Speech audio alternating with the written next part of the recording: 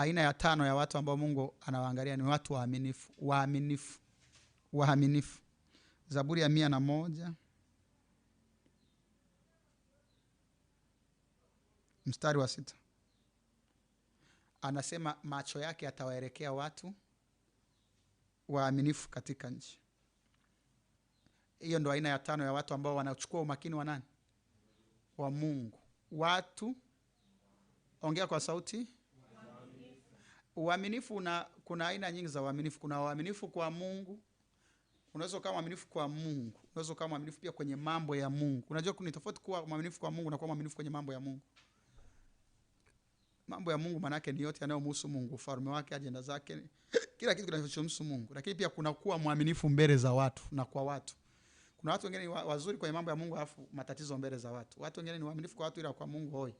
Sasa unapaswa kuwa mwaminifu aliyefuzu engo zote za uaminifu. Uaminifu kwa Mungu, uaminifu kwenye mambo ya Mungu, uaminifu kwa watu, uaminifu kwenye ndoa, uaminifu kwenye pesa za watu, uaminifu kwenye, yani uaminifu kila mahali.